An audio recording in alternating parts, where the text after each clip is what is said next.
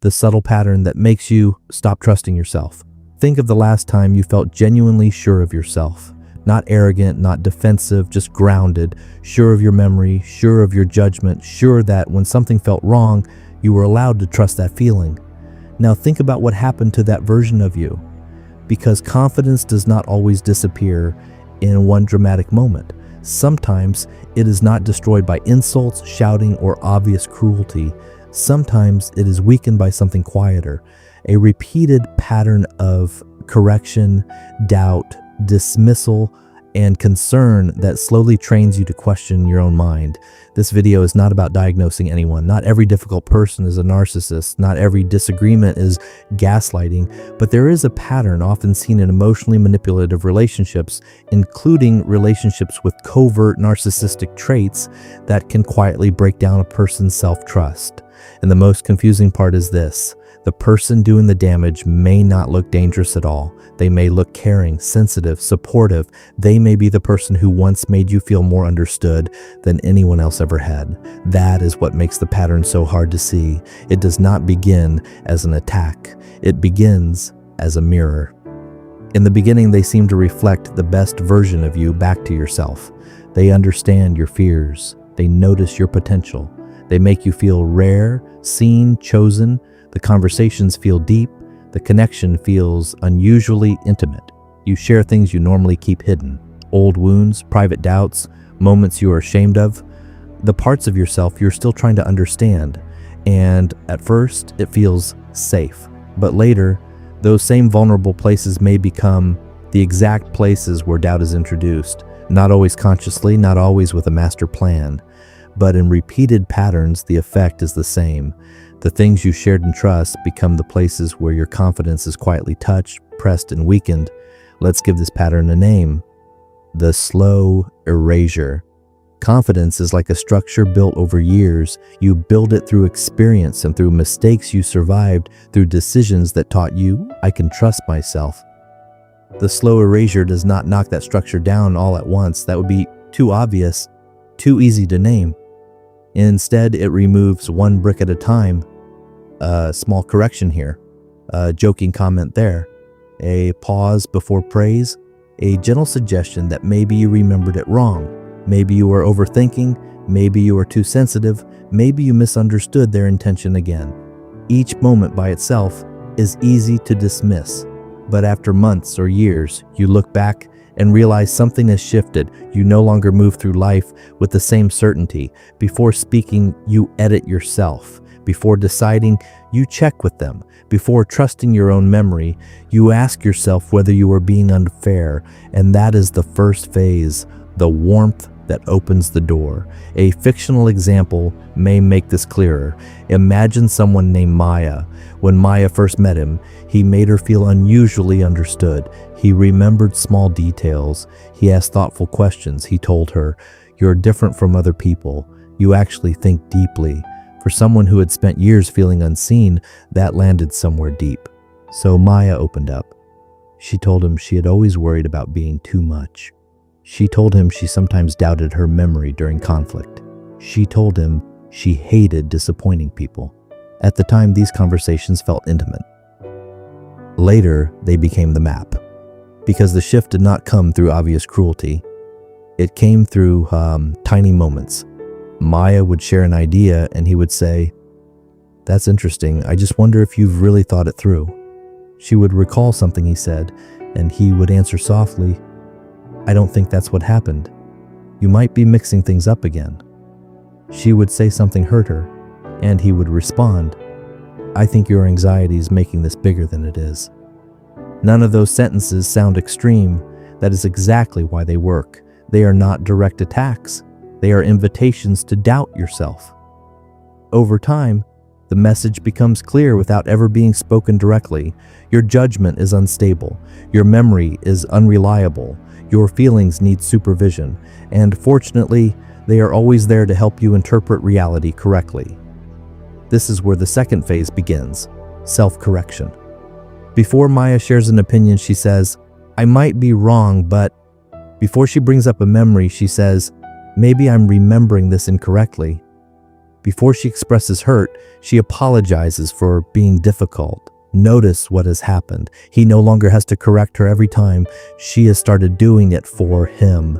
That is one of the deepest effects of chronic invalidation. The external voice becomes an internal voice. You begin to hear their tone inside your own hesitation.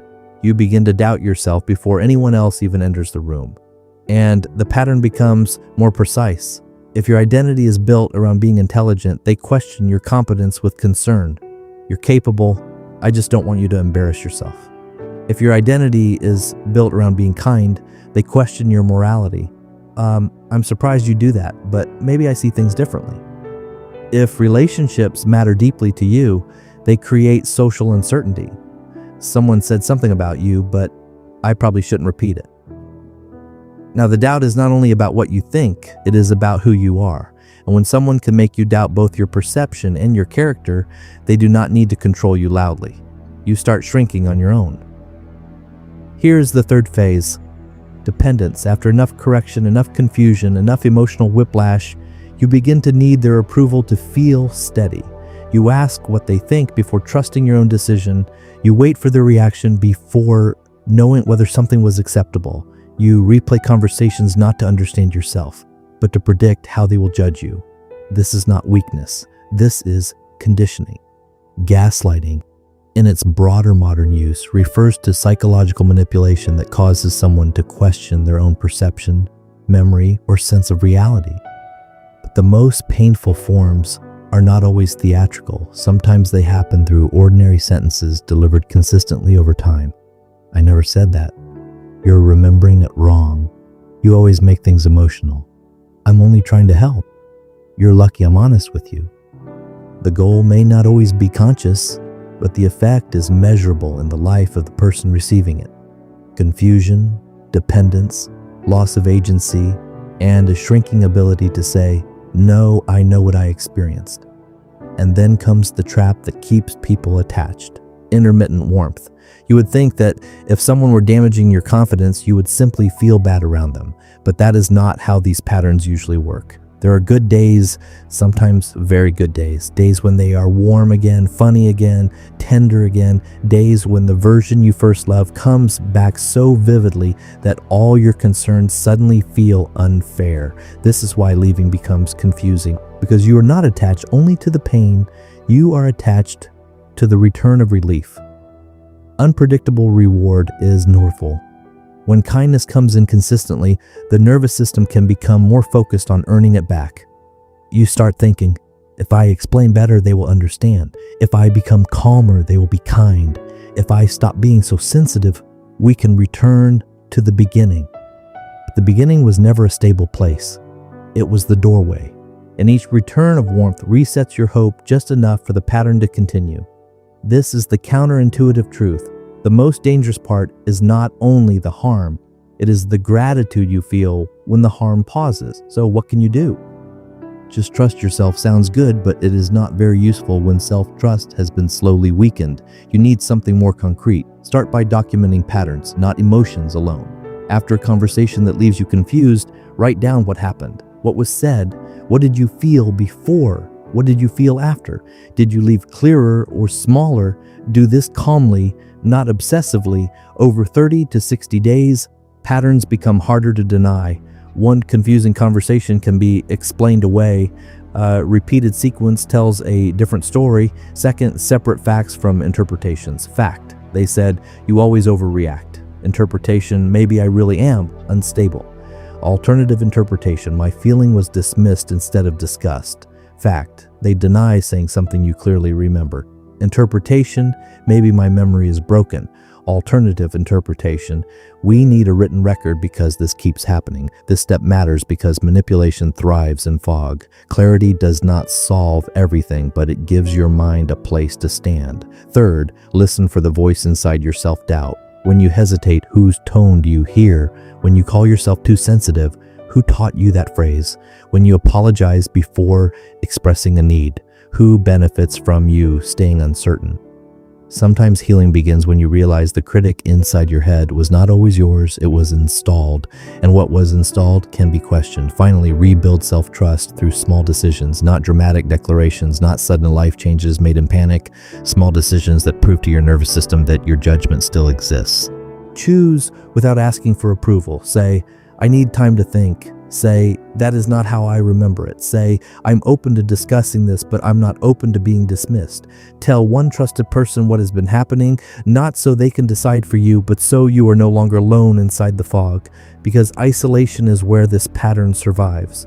And there is one more thing you need to understand.